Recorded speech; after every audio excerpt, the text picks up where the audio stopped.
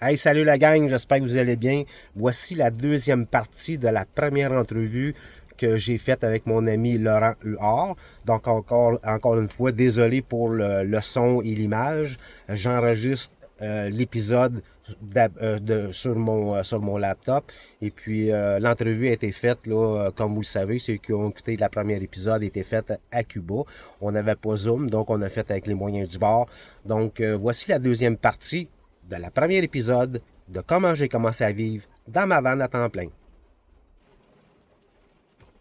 T'as renoncé à ton bail, tu t'es défaite de tout, puis là, t'es parti à Cuba. Oui. Fait que t'as même pas dit, je vais essayer 2, 3 semaines de rester dans ma vanne en gardant mon logement. Si jamais j'aime pas ça, ben je continue. Non. On sautait en parachute. Ah oui, puis le parachute qui descendait, c'est moyen temps, là. Ben, j'avais pas réalisé encore. Parce que j'étais à Cuba, j'étais comme dans un pays de rêve. C'est quand je suis revenu. Ben oui.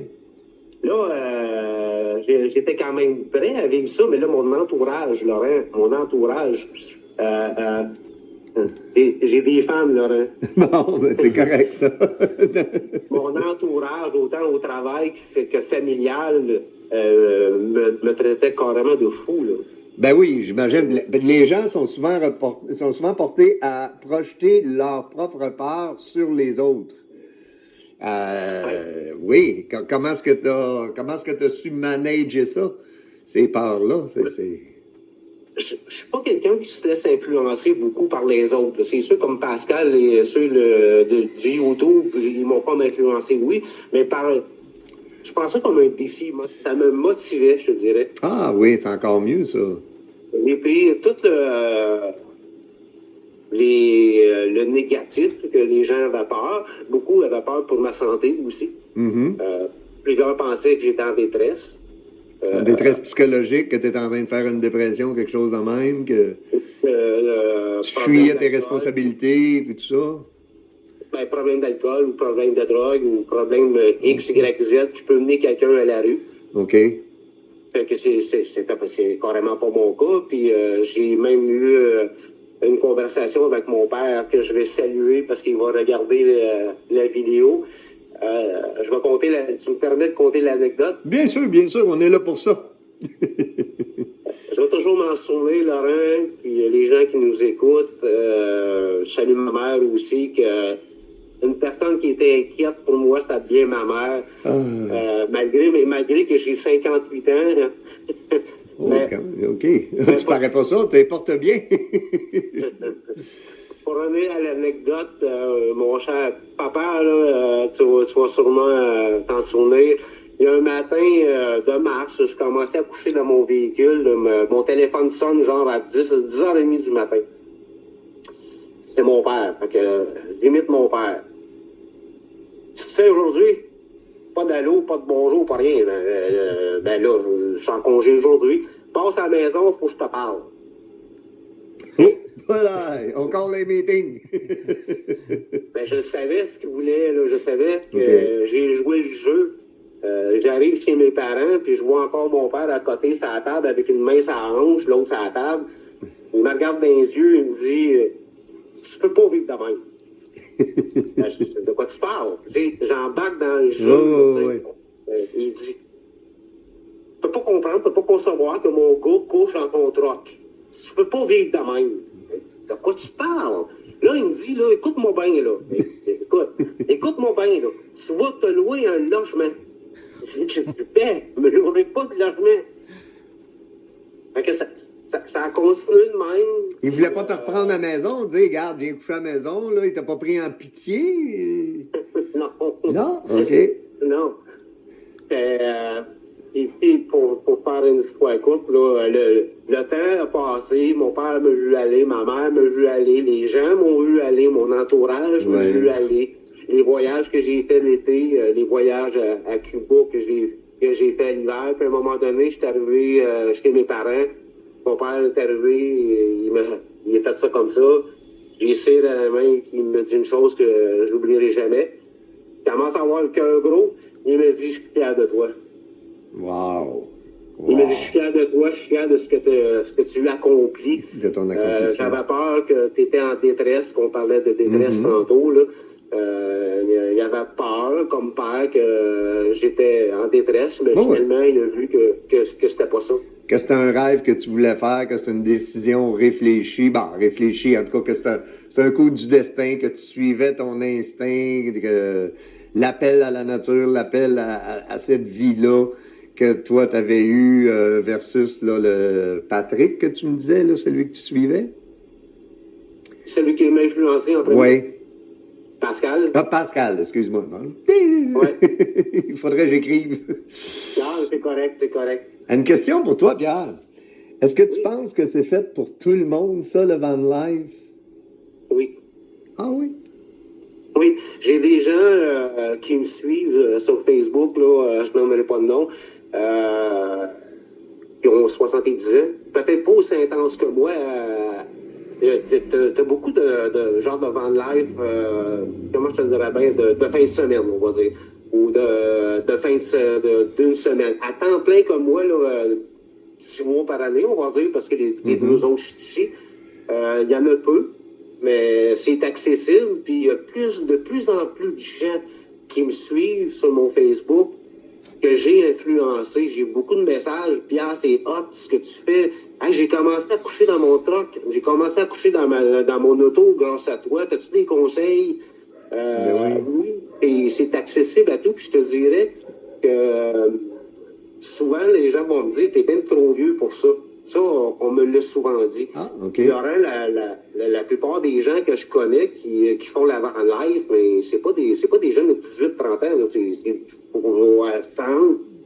50 à 70. On va dire 50, 70, que j'ai justement une madame qui est amie avec moi. Elle a 72, 73 ans, là, elle couche dans une bande bien ordinaire. Là. Elle est influencée, puis elle est super heureuse. Là.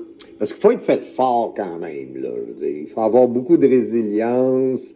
Il faut être capable de renoncer au luxe. Puis ça, je sais pas, là. Je sais pas si tout le monde serait fait pour ça vraiment. Il faut être drôlement motivé, là. Oui, ça dépend de chaque motivation de chaque personne. Mais comme je te dis tantôt, il y en a plusieurs, c'est les fins de semaine, les vacances, puis ils ont leur logement. Mais ça, c'est une autre question aussi, parce que ça prend une adresse quand même au Québec. La minute que tu délaisses ton logement, ça te prend une adresse pour tes papiers d'impôt, ces choses-là. Tu fonctionnes comment, là-dessus, avec l'adresse de tes parents ou... Oui, exactement. J'ai l'adresse de mes parents, oui. Ah, OK. Alors, ça te prend quand même quelqu'un là, pour dire avoir une référence en quelque part. Là. Oui, mais comme je te disais tantôt, nomade à temps plein, comme moi, il y en a, mais la plupart, c'est des nomades ou des van life de fin de semaine, parce que ça demeure que c'est dispendieux. Ça dépend ce que tu veux comme vie.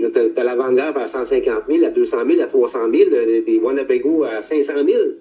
Bon, là, ça, c'est une autre affaire aussi. Si à un moment donné, tu as un bris mécanique sur ta voiture, puis ils n'ont pas la pièce, que bon, là, la voiture est prise là 2 semaines, on fait quoi? On va enlever les droits. T'as pas de solution de rechange toute faite, un ami qui peut t'en passer une ou quelque chose de même, non? À la base, j'ai jamais vécu cette mésaventure-là.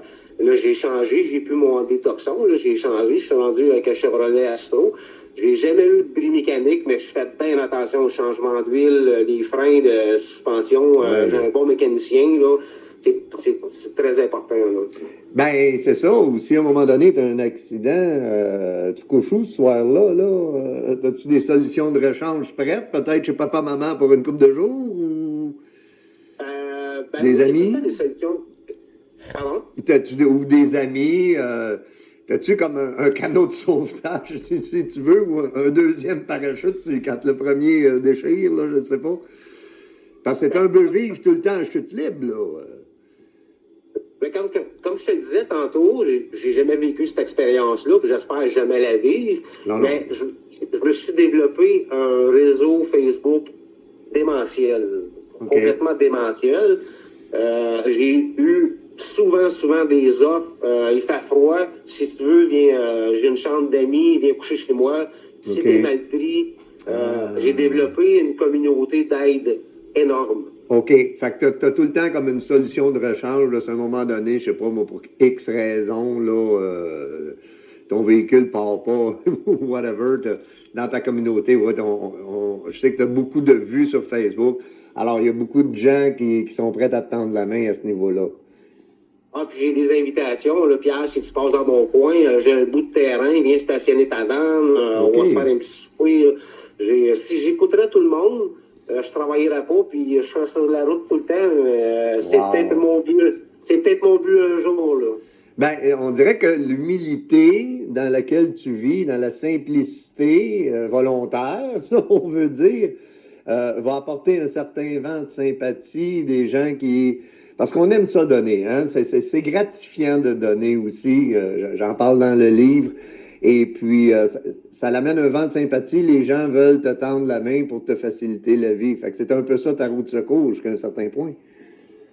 Oui, c'est sûr qu'il y a beaucoup de gens qui me tendent la main. Puis, ce qui est important là, pour une personne qui va peut-être vouloir décider de vivre avant le live, c'est le respect. Le respect de ton voisinage, le respect de la nature, le respect du bruit. Tu sais, moi, j'ai jamais dérangé. Moi, j'ai passé, je vais quitter là, bientôt à mon retour de Cuba. J'ai été 2 ans et demi à faire de dos au même spot. OK. La police n'est jamais venue me déranger. La police n'est jamais venue voir. J'ai jamais eu de mauvaises expériences avec des personnes pas gentilles. Là, parce que je suis très discret. C'est bien important. Là, pas de musique le soir, pas de déchets. Ça, là... Puis au niveau de l'électricité, est-ce que à cet endroit-là, tu peux te connecter électriquement ou ça fonctionne comment à ce niveau-là? Cette année, mon voisin qui est devenu un ennemi, quand tantôt j'avais ouvert une petite parenthèse pour la détresse, à un moment donné, Mirko puis sa femme, Nancy. On va les saluer. Mirko est venu me voir et puis il me dit, je m'en souviens comme si c'était hier, il dit « Pierre, non, il ne connaissait pas mon nom, il dit « Excuse, est-ce que je peux te demander une question? » Il dit « Je suis bien sûr. » « La tête, est-ce que je suis dans ton truck? » Je dis « Ouais. » Il dit « Ça va-tu? Tu es en détresse? » J'ai compris mon plan. Puis, il est devenu bon ami. Le petit couple est devenu un bon ami. Puis avant de partir, le Mirko, il m'a donné de l'électricité avec une rallonge. OK. Fait que j'avais une petite chaufferette, mais que je faisais jamais fonctionner la nuit à cause du feu. Les chambres sont minces. Quand j'arrivais du travail, là, je partais ma petite chaufferette, j'avais pas froid. Mais le temps du dodo de là, le moins 16 de tantôt, là. Ouais. Débranché. En général, là, j'ai à 95% depuis que je vis dans ma vanne depuis 3 ans, j'ai pas d'électricité. Je me suis acheté des genres de batteries qu'on vend, là. Mm-hmm. Que je peux brancher mon laptop, que je peux brancher des petits Ligus, là, mais en général, j'ai une radio pour écouter mes sports qui se plug USB. OK. T'as pas d'inverter dans ton camion? J'en ai acheté un cette annne, mais je l'utilise pas tant. Peut-être qu'il n'est pas assez puissant, mais je l'utilise pas. J'ai pas besoin d'électricité. En gros, là, j'ai pas besoin d'électricité. Ah non? Wow. Non. Puis, t'as pas de petit frigidaire non plus. T'as quoi comme équipement dans ton camion? Je suis vraiment basic, là. C'est vraiment, pour moi, ça fait 3 ans, ça va super bien. J'ai pas de panneau solaire. J'ai pas de gros système de Wasabo pour le chauffage. On parlait de chauffage tantôt. Parce que pour moi, à date, ça va super bien. Puis le budget que je dépense pas pour ça, mais je le garde pour mes voyages autant à Cuba l'hiver que la Gaspésie l'été, les Laurentides, l'Outaouais. Je suis tout le temps parti. Okay. C'est sûr que l'été, le gros inconvénient, c'est que j'ai pas de frigidaire. Fait que là, j'avais des sacs de glace. OK. Un cooler avec des sacs de glace. Je roule avec des sacs de glace ou je vis au jour le jour. Le matin, quand je me réveille, je vais à l'épicerie, je me jette des fruits frais. Je me jette mon eau, je me jette mon jus, je me jette mes légumes. Je vois comme au jour le jour, tant que la grosse chaleur du Québec n'est pas arrivée. OK. Mais au printemps, je peux m'acheter de l'eau, je peux m'acheter des fruits, les mettre, j'ai un bon cooler qui est branché dans mon lacteur. J'ai une prise lacteur à l'arrière. Et quand le moteur tourne, ça garde froid un petit peu, mais c'est pas... à date, tout va super bien. Alors, Pierre, je te remercie beaucoup de ta présence à l'émission. Tu cadres exactement dans la formule magique que tu as trouvée pour ton mode de vie parfait, selon toi. C'est pas toujours le cas pour tout le monde, mais toi, tu l'as trouvé. J'admire et je salue ta détermination, ta résilience, ta bonne humeur, ton positivisme. C'est ça que je voulais à l'émission. C'est pour ça que je t'ai demandé de participer, pour motiver les gens, pour leur faire voir toutes les possibilités qu'on a de réaliser nos rêves comme toi, tu le fais présentement. Ben, premièrement, Laurent, un énorme merci à toi de m'avoir invité. Ça fait un petit bout qu'on se connaît. C'est la première fois qu'on travaille ensemble. Espérons que ça va être pour très longtemps. J'ai des histoires à raconter à pu finir. Je pense qu'on a une belle chimie, on s'entend bien. Puis je pense que ça va être intéressant pour le public qui va nous écouter de découvrir le mode de vie. Simplifié. Et puis une belle vie d'aventure. C'est surtout une belle vie d'aventure. Puis en terminant, Laurent, je voudrais dire, puis à ceux qui nous écoutent, que présentement, cette vie-là me permet de vivre les plus belles années de ma vie parce que j'apprécie la vie à 100%. Et voilà, tout en enlevant le stress, en enlevant les charges et ces choses-là, et en te focusant sur ce que tu veux vraiment vivre. S'il y a des gens qui ont des questions pour Pierre, vous pouvez le retrouver sur Facebook, Pierre Pilon, et on a la page La Formule Magique, notre groupe, sur lequel vous pouvez venir nous écrire si vous avez des questions pour Pierre, et il va avoir les liens aussi pour aller lui parler personnellement. Si vous voulez lui écrire, Pierre est un gars super accessible, quoique très occupé aussi, mais quand même, il prend le temps de répondre à ses auditeurs, à ses followers.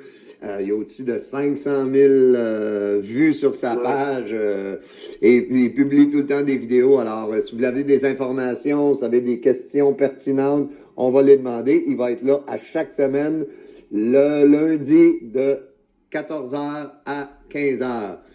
Alors, à la semaine prochaine, mon Pierre, pour Vida. À la semaine prochaine, pour Vida. Bye tout le monde. La formule magique, ton avenir. Eh bien voilà, c'est la fin de la deuxième partie de la première épisode. J'espère que vous avez aimé ça. Je vais faire des tirages dans pas long à ceux qui me regardent, qui nous regardent sur YouTube. Je vous souhaite la bienvenue. Je suis vraiment content. C'est sûr que c'est pas l'hyper de gros montage, mais j'y vais avec les moyens du bord. Encore une fois, un gros merci à Laurent Huard pour l'entrevue. Il y en a tout plein à venir. Là, je me souviens pas combien de vidéos qu'on a faites ensemble, mais ça va être comme ça. L'important, c'est le contenu et non c'est tout le montage puis tout ça. Donc, l'important, c'est le contenu.